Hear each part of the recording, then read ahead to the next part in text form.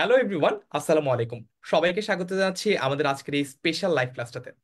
আজকে আমরা ঢাকা বিশ্ববিদ্যালয় নিয়ে মূলত কথা বলবো, তবে ঢাকা বিশ্ববিদ্যালয়ের এ কিংবা সি ইউনিট নিয়ে না। আজকে আমরা কথা বলবো ঢাকা বিশ্ববিদ্যালয়ের বি ইউনিট নিয়ে। বি ইউনিট, বি ফর কেউ বলে ব্যাকআপ, কেউ বলে বিতে বিকল্প, বিতে আরো অনেক কিছুই হয়। তো আজকে আমরা ঢাকা বিশ্ববিদ্যালয়ের বি ইউনিটে কিভাবে ভর্তি হতে হয় বা বি ইউনিটে চান্স পাওয়ার জন্য কি কি করতে হয় সেটা নিয়ে কথা বলবো। কথা বলার জন্য আজকে তোমাদের মাঝে আমরা উপস্থিত হয়েছি। আমার নাম ফারহান সাকিব। আমি তোমাদের মাঝে আজকে এই পুরো প্রোগ্রামটার সঞ্চালক হিসেবে কাজ করবো বলতে পারো, বাট আমি মূলত বাংলা পড়াই তোমাদেরকে। ঢাকা বিশ্ববিদ্যালয়ের বি ইউনিটের যে অ্যাডমিশন কোর্সটা, সেখানেও তোমাদেরকে আমি বাংলা পড়াবো। তার পাশাপাশি আমাদের সাথে আজকে আছে ফার্সিম, ফার্সিমও তোমাদেরকে বাংলা পড়াবে। তোমাদের সাথে আছে দুর্জয় ভাইয়া, এবং আমাদের সাথে আছেন আমাদের দুইজন অভিজ্ঞ শিক্ষক। একজন সুমন ভাইয়া, তিনি তোমাদেরকে ইংলিশ পড়াবেন, এবং আরেকজন হচ্ছে অভ্র ভাইয়া। আমি এখন সবাইকে 1 মিনিট করে সময় দিতে চাই, নিজেদের ব্যাপারে যদি কেউ কিছু বলতে চাই তাহলে আমরা বলে ফেলতে পারি। ফার্স্টে আমি যাবো হচ্ছে ফার্স্ট কাছে। ওকে, ধন্যবাদ ফারহান ভাই। আসসালামু আলাইকুম সবাইকে। সবাইকে আমন্ত্রণ জানাচ্ছি আমরা আজকের লাইভটাতে। আমি তোমাদের ফার্সিম ভাইয়া। আমি ঢাকা বিশ্ববিদ্যালয়ে পড়াশোনা করছি। আমার চতুর্থ বর্ষের মূল ফাইনাল পরীক্ষা শেষ। রেজাল্টের অপেক্ষা করছি, তারপরে গ্রাজুয়েশন কমপ্লিট হয়ে যাবে। ঢাকা বিশ্ববিদ্যালয়ে পরীক্ষা দিয়েছিলাম 2019 সালে। আর সবকিছু মিলিয়ে তোমাদের জন্য অনেক কিছু নিয়ে আমি অপেক্ষা করছি। অল দ্য বেস্ট, দেখা হচ্ছে ক্লাসে। ওকে, এরপর আমরা যাই হচ্ছে অভ্র ভাইয়ের কাছে। আসসালামু আলাইকুম সবাইকে। আমি শরীফুল ইসলাম অভ্র। আমি 10 মিনিট স্কুলের সাধারণ জ্ঞান ক্লাস নেই। আমি পড়াশোনা করেছি ঢাকা বিশ্ববিদ্যালয়ে। আর আমি অনেকদিন ধরেই পড়াচ্ছি। অলমোস্ট 18 বছর হয়ে গেল আর কি। সো তোমরা আমার 18th ব্যাচ। তো দেখা হবে সবার আচ্ছা, সাথে ক্লাস। আজকের ক্লাসটা যারা দেখছে অনেকের হয়তোবা মূল বয়সের চেয়েও অভ্র ভাইয়ের এক্সপিরিয়েন্সের ইয়ারটা বেশি। অল রাইট, তারপর হচ্ছে আমরা দুর্জয়ের কাছে যাই। ওকে। আমি হচ্ছে নাইন দুর্জয় 10 মিনিট স্কুলে গত 4 থেকে 5 বছর আছি, প্লাস পড়াচ্ছি 4 থেকে 5 বছর ঢাকা বিশ্ববিদ্যালয়ের 2019-20 সেশনের। অর্থাৎ আমি যে বছর পরীক্ষা দেই ওই বছর থেকে মেইনলি ঢাকা বিশ্ববিদ্যালয়ের রিটেন পার্টটা শুরু হয় ভর্তি পরীক্ষায়। সো এটা নিয়ে আমরা কথা বলবো ইনশাআল্লাহ। আচ্ছা, তার মানে বোঝা গেল যে রিটেন স্পেশালিস্ট আমাদের। আমরা যারা আমরা আজকে সেশনটাতে আছি তারা রিটেনটা আসলে পাই নাই, দুর্জয় পেয়েছে। তো দুর্জয়ের কাছ থেকে তোমরা কিন্তু প্রশ্ন করে জেনে নিতে পারো রিটেন সম্পর্কিত যে কোনো কিছুর উত্তর। তারপর আমরা যাই হচ্ছে সুমন ভাইয়ের কাছে। আসসালামু আলাইকুম এভরিওয়ান। আশা করি সবাই অনেক অনেক ভালো আছো। আমি সুমন ভুঁইয়া। আমি ঢাকা বিশ্ববিদ্যালয়ে ভর্তি পরীক্ষা দিয়েছিলাম 2007-8-এ, মানে অনেক বছর, অলমোস্ট 16 ইয়ার্স। আজকে আমরা ঢাকা বিশ্ববিদ্যালয়ের বি ইউনিটের প্রিলি এবং রিটেন, এমসিকিউ এবং written দুটা নিয়ে আলোচনা করব। এতটুকুই, তাহলে আমরা পরে আবার আসছি। হ্যাঁ, অল রাইট, তার মানে আমরা খুব ছোট্ট করে কিন্তু সবার পরিচয়টা জেনে নিলাম। তোমাদের আজকে মেন্টর হিসেবে যারা যারা আছেন, তোমরাও একটু আমাদেরকে কমেন্ট করে লিখে জানাও যে তোমরা কে কোন কলেজ থেকে এই বছর এইচএসসি পরীক্ষায় মানে পরীক্ষাটা দিচ্ছিলে আর কি। পুরোপুরি পরীক্ষাটা তো হয় নাই, খুবই এক্সট্রা অর্ডিনারি একটা সিচুয়েশন। একদম পরীক্ষা যে কিছুই হয় নাই তাও না, আবার যে পুরোপুরি হয়েছে তাও না। অর্থাৎ অন্যান্য ব্যাচগুলোর সাথে তোমাদের কিন্তু একটা দৃশ্যত পার্থক্য রয়েছে। এই পার্থক্য ব্যাপারগুলো নিয়ে আমরা কথা বলবো। সাথে পাশাপাশি তোমাদের যে কোনো প্রশ্ন থাকলে, যেমন অনেক বেশি প্রশ্ন একটা জিনিস নিয়ে আসে, ভাইয়া পড়ালেখার ট্র্যাকে ব্যাক করবো কিভাবে, অনেকদিন পড়ালেখার মধ্যে নাই, পড়তে বসলে টেবিলে বসলে মন বসে না, ইত্যাদি আরো অনেক কথা। সবকিছু নিয়ে আমরা আলোচনা করব। তোমরা তোমাদের যে কোনো প্রশ্ন আমাদেরকে লিখে জানাও। আর প্রশ্নগুলোর উত্তর পাওয়ার জন্য আমার কাছে একটা খুবই চমৎকার টেকনিক আছে, সেটা একটু তোমাদেরকে বলে নেই। আমাদের এই লাইভ সেশনটা যেহেতু 40 থেকে 45 মিনিট হবে, হয়তোবা আমরা সবগুলো টপিক কভার করতে পারবো না, হয়তোবা আমরা তোমাদের সবার সব প্রশ্নের উত্তর দিতে পারবো না। ইন দ্যাট কেস তুমি যেটা করতে পারো, আমাদের এই লাইভ ক্লাসটা শেয়ার করে তার ক্যাপশনে তোমার প্রশ্নটা লিখতে পারো। তাহলে পরবর্তীতে লাইভ ক্লাসটা শেষ হয়ে গেলেও আমরা তোমার শেয়ার দেওয়া ওই লাইভের কমেন্টে গিয়ে আমরা কিন্তু লিখিয়ে জানিয়ে আসতে পারবো তোমার যে প্রশ্নটা, সেটা স্পেসিফিক উত্তর। তো সবাই একটু লাইভ ক্লাসটা শেয়ার দিয়ে দাও, শেয়ার দিয়ে আমাদেরকে কমেন্টে লিখে জানাও ডান। তাহলে আমরা আমাদের সেশনটা এগোতে পারি। আমরা প্রথমে আজকে কথা বলবো গত বছর ঢাকা বিশ্ববিদ্যালয়ে ভর্তি পরীক্ষায় কোন কোন জিনিসগুলো আমাদের কাজে লেগেছিল সেগুলো নিয়ে, অর্থাৎ মিনিমাম রিকোয়ারমেন্ট গুলো কি কি ছিল, ইত্যাদি ইত্যাদি ইত্যাদি, যে সকল ইনফরমেটিভ ব্যাপার স্যাপার আছে সেগুলো নিয়ে কথা বলবো। প্রথমে আমরা ভর্তি জিজ্ঞাসা 2024-এ প্রথমে যাই হচ্ছে ফার্সিমের কাছে। ফার্সিম তোমাদেরকে এই ব্যাপারগুলো এক্সপ্লেইন করবে। তার পাশাপাশি তোমাদের যদি স্পেসিফিক কোনো প্রশ্ন থাকে সেটা আমাদেরকে লিখে জানাও তোমরা কমেন্ট সেকশনে। ওকে, ধন্যবাদ ফারাজ সাকিব ভাই। তো আমি শুরুতেই তোমাদেরকে যে জিনিসটা বলতে চাচ্ছি, ঢাকা বিশ্ববিদ্যালয়ে আসলে 2019 সালের আগের সময়গুলোতে শুধুমাত্র এমসিকিউর উপরে এক্সাম হতো। বাট প্রেজেন্ট টাইমে কিন্তু এমসিকিউর পাশাপাশি রিটেনটাকে অনেক বেশি জোর দেওয়া হচ্ছে। তো আমি যদি মূল এক্সামের কথা বলি, মূল এক্সামে এমসিকিউ এবং রিটেন ওটাতে যেরকম গুরুত্ব আরোপ করতে হয়, বাট তার আগে আমাদের কিন্তু কিছু রিকোয়ারমেন্ট থাকে। যেটা হচ্ছে কি, আমাদের এইচএসসি জিপিএ কত আসছে এবং এসএসসি তে আমরা কিরকম রেজাল্ট করেছি। আমরা স্ক্রিনে স্পষ্ট দেখতে পাচ্ছি মানবিক শাখার জন্য, সেটা মাদ্রাসা শিক্ষা বোর্ড সহ অনেকেই আছো যে মাদ্রাসা থেকে আলিম কমপ্লিট করে এসে ঢাকা ইউনিভার্সিটিতে ভর্তি পরীক্ষা দাও, তো সকলের জন্যই চতুর্থ বিষয় সহ, এখানে ফোর্থ সাবজেক্ট বলতে অনেকের সায়েন্স ব্যাকগ্রাউন্ডের, কারো বায়োলজি থাকে, কারোর হচ্ছে গিয়ে আমাদের হায়ার ম্যাথ থাকে, পরীক্ষায় প্রাপ্ত জিপিএর যোগফল ন্যূনতম 7.50 হতে হবে। তার মানে তোমার এসএসসির যে জিপিএটা এবং এইচএসসির যে জিপিএটা উভয় মিলিয়ে 7.5 হতে হবে। ফর এন এক্সাম্পল, তুমি হচ্ছে এসএসসি তে জিপিএ 3.50 পেলে, আর তুমি এইচএসসি তে এসে জিপিএ 4 পেলে, দুটা যোগ করি 3.5 আর 4, তাহলে কিন্তু তোমার 7.5 হয়ে যাচ্ছে। তো এই জায়গাটা কিন্তু আমাদের মাথায় রাখতে হচ্ছে। বাট এখানে আরো একটা ছোট্ট বিষয় আছে, মাধ্যমিক এবং উচ্চ মাধ্যমিক উভয় জায়গায় আমার অবশ্যই ন্যূনতম জিপিএ 3 থাকতে হবে। অর্থাৎ তুমি যদি 3-এর নিচে পাও, সাপোজ 2.50 পেলে, তাহলে কিন্তু বিষয়টা হবে না। একইভাবে ব্যবসা শিক্ষা বিভাগের জন্য তোমার হচ্ছে গিয়ে একই ধরনের সিস্টেম, তোমার হলো গিয়ে এসএসসি এবং এইচএসসি মিলিয়ে ন্যূনতম জিপিএ অবভিয়াসলি তোমার 7.5 হতে হবে, এবং এসএসসি অথবা এইচএসসি তে অ্যাটলিস্ট তোমার জিপিএ 3 পেতে হবে, তা না হলে কিন্তু আলটিমেটলি হবে না। 3 এর নিয়ে যদি হয় তাহলে কিন্তু সমস্যা হয়ে যাবে। পরের স্লাইডটা যদি আমরা দেখি, তাহলে হলো এখানে দেখবো যে আমাদের মানবিক এবং ব্যবসা শিক্ষার পরে বিজ্ঞান শাখা নিয়ে কথাবার্তা বলা হচ্ছে। আমাদের বিজ্ঞান শাখার স্টুডেন্টদের জন্য কিন্তু এই মার্কটা বা এই যোগফলটা 7.5 না, এটা অ্যাকচুয়ালি 8। দেখা যাচ্ছে যে আমাদের এসএসসি তে ন্যূনতম 3.5 পেতে হবে, মানে এসএসসি বা এইচএসসি তে যে কোনোটাই হোক না কেন ন্যূনতম 3.5 ক্যারি করতে হবে, এবং উভয়ের যোগফল মিলিয়ে আমার কিন্তু আসলে 8 করতে হবে। তো এই জায়গা থেকে আমাদের যে বিষয়টা অবশ্যই মাথায় রাখতে হয়, আমাদের অনেকের মধ্যে একটা কমন প্রশ্ন থাকে, আচ্ছা ভাইয়া আমি তো হচ্ছে এসএসসি তে হলো গিয়ে 3.50 পেয়েছি, আবার এইচএসসি তে আমি 5 পেয়েছি, আমার এসএসসির জন্য কি আমি ভর্তি পরীক্ষা দিতে পারবো নাকি পারবো না? তোমার ভর্তি পরীক্ষায় সিলেকশন হওয়ার যে ক্রাইটেরিয়াটা তুমি কিন্তু ফিল আপ করছো, এটা কোনো প্রবলেম না। বাট একটা বিষয় তোমাদের জন্য পার্টিকুলারলি বলি, যেহেতু হচ্ছে গিয়ে সার্বিক পরিস্থিতির কারণে তোমাদের এবছরে এইচএসসি পরীক্ষাটা সম্পূর্ণরূপে সম্পাদিত হয়নি, তো তোমাদের ক্ষেত্রে রিকোয়ারমেন্টে কিছু পরিবর্তন আসলেও আসতে পারে। সেক্ষেত্রে হয়তো এটার উপরে এমফাসিস করা হতে পারে যে কিভাবে তোমাদের এসএসসি রেজাল্টটা যার যত ভালো তার জন্য একটু হলেও হালকা একটা অ্যাডভান্টেজ থাকার হাই প্রবাবিলিটি রয়েছে।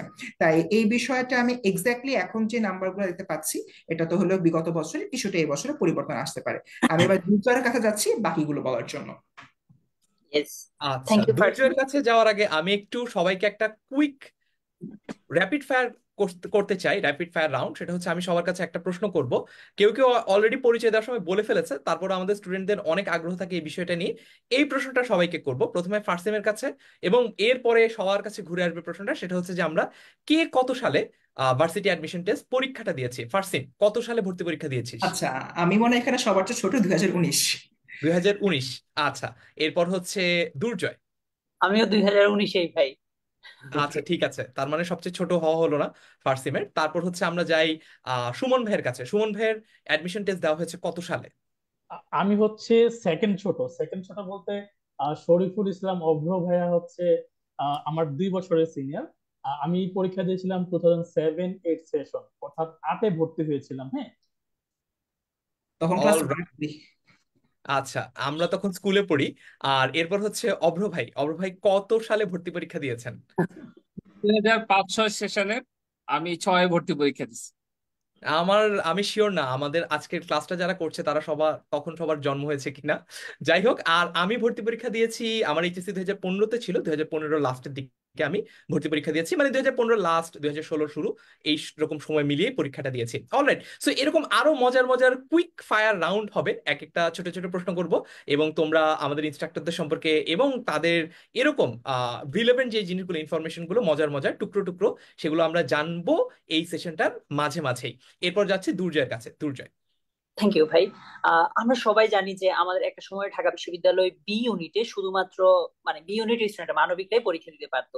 তো এখন কিন্তু আবার ব্যাপারটা একটু ডিফারেন্ট হয়ে গেছে, যে তুমি বি ইউনিট, তুমি ধরো এ ইউনিটের মেনলি ক্যান্ডিডেট, বা তুমি ধরো সায়েন্সে পড়ো কিংবা ব্যবসা শিক্ষায় পড়ো, তুমি কিন্তু চাইলে বি ইউনিটে পরীক্ষা দিতে পারবা।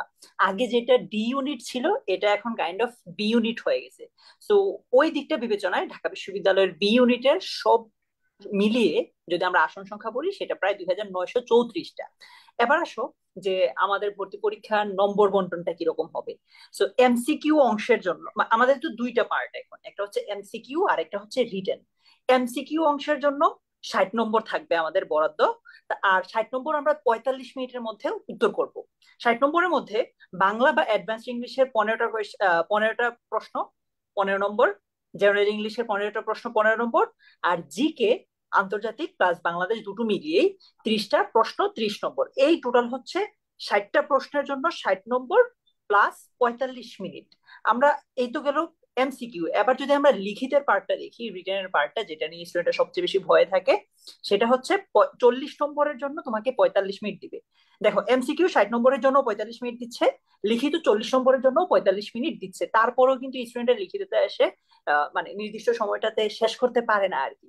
তো লিখিততে বাংলার জন্য 20 নম্বর, আর যারা ইলেকটিভ ইংলিশ তাদের জন্য, ইলেকটিভ ইংলিশ বলতে এটা অ্যাডভান্সড ইংলিশ আর কি মেনলি, তাদের জন্য 20 নম্বর, জেনারেল ইংলিশেরও 20 নম্বর। লিখিততে কিন্তু আবার জিকে নাই। এমসিকিউর জন্য তুমি জেনারেল নলেজ আছে, বাট লিখিততে কিন্তু আবার জেনারেল নলেজটা নাই। এই ছিল তোমার আগের 60 নম্বর, এখন 40 নম্বর। এই হচ্ছে টোটাল 100 নম্বর। আরো 20 নম্বর আছে, আমরা একটু পরের স্লাইডটাতেই দেখবো এটা। ওই 20 নম্বরটা একটু পর আমরা দেখছি, হ্যাঁ। তার আগে একটু বলি যে আমাদের মেধা স্কোরের ভিত্তিতে যে মেধা তালিকাটা তৈরি হবে সেটা কিভাবে হচ্ছে। ধরো তুমি মানবিক শাখা থেকে বি ইউনিটে পরীক্ষা দিচ্ছ, তো এটার জন্য একটা মেধা তালিকা হবে। তুমি বি ইউনিটে পরীক্ষা দিচ্ছ বাট তোমার বিভাগ ছিল ধরো বিজ্ঞান, সেটার জন্য আরেকটা মেধা তালিকা হবে। তুমি বি ইউনিটে পরীক্ষা দিচ্ছ বাট তোমার বিভাগ ছিল ধরো ব্যবসা শিক্ষা, সেটার জন্য আরেকটা মেধা তালিকা হবে। তো একটু আগে আমি বলছিলাম যে আমরা যদি পরের স্লাইডে যাই, একটু আগে কিন্তু আমি বলছিলাম যে আমাদের টোটাল 120 নম্বরের পরীক্ষাটা হবে। তার মধ্যে আমি 60 নম্বর তোমাদেরকে দেখিয়ে 100 নম্বর দেখিয়েছি, যে এমসিকিউ 60 মার্ক আর হচ্ছে লিখিত 40 মার্কস। আর বাকি 20 নম্বরের মধ্যে এসএসসির হচ্ছে 10 নম্বর, এইচএসসির হচ্ছে 10 নম্বর। এই টোটাল হচ্ছে 120 নম্বর। তোমাদের মনে এখন অনেক কনফিউশন থাকতে পারে যে ভাইয়া এসএসসির 10 নম্বর কিভাবে আসতেছে, এইচএসসির 10 নম্বর কিভাবে আসছে। আমরা এটাও একটু পরে দেখিয়ে দিচ্ছি। আমরা দেখো তোমার এসএসসির যে জিপিএটা আছে সেটার সাথে 2 গুণ করলে যত হয় অত হচ্ছে তোমার নম্বর। ধরো তুমি এসএসসি তে জিপিএ 5 পেলে, 5-এর সাথে 2 গুণ করলে হবে 10, তার মানে তুমি 10-এ 10 পাচ্ছ। এইচএসসিটা তো এখন আমরা ভালো বলতে পারছি না, এটা নিয়েও ফারহান ভাই আসতে দিয়ে তোমাদের সাথে কথা বলবেন। সো এই সব মিলেই হচ্ছে আমাদের 120 নম্বরের পরীক্ষাটা। আর একটা জিনিস এখানে দেখো, এমসিকিউ অংশে যারা পাশ করবে তাদের মধ্যে থেকে বি ইউনিটের নির্ধারিত আসন সংখ্যা সর্বোচ্চ 5 গুণ শিক্ষার্থীর লিখিত অংশের উত্তরপত্র মূল্যায়ন করা হবে। ধরো এমসিকিউতে যতজন পাশ করছে তার মধ্যে সিট, এই যে আমরা দেখলাম 2900 প্লাস সিট, 2900-র সাথে 5 গুণ করলে যতটা হয় অত গুণ খাতা মেনলি দেখা হবে। তারপর সিরিয়াল অনুযায়ী যে ফার্স্ট হবে সেকেন্ড হবে ওইভাবে মূলত বিভাগ দেওয়া হবে আর কি। ঠিক আছে, ওকে। অল আমরা রাইট, সো দুর্জয়ের কাছ থেকে আমরা কিন্তু শর্টে জেনে নিলাম একদম কিভাবে তোমাদের মার্ক ডিস্ট্রিবিউশনটা হয়, বা কিভাবে কিভাবে নম্বর বন্টন করা হয়, এবং কিভাবে আসলে মেধা তালিকাগুলো করা হয়। বি ইউনিটে সবাই পরীক্ষা দিতে পারে, সায়েন্সের হও কিংবা কমার্সের হও কিংবা আর্টসের হও, সবাই তোমরা পরীক্ষা দিতে পারবা, কিন্তু সবার কিন্তু মেরিট লিস্টটা আলাদা হবে। অর্থাৎ সায়েন্সের লিস্টটা আলাদা হবে, কমার্সের লিস্টটা আলাদা হবে, আর্টসের লিস্টটা আলাদা হবে। সায়েন্সের সাথে কিন্তু সত্যি কথা বলতে আর্টসের একজন স্টুডেন্টের ডিরেক্ট কম্পিটিশন হয় না। একই প্রশ্নে তুমি পরীক্ষা দিচ্ছ, কিন্তু তোমার যেই মেধা তালিকাটা সেটা আলাদাই হচ্ছে।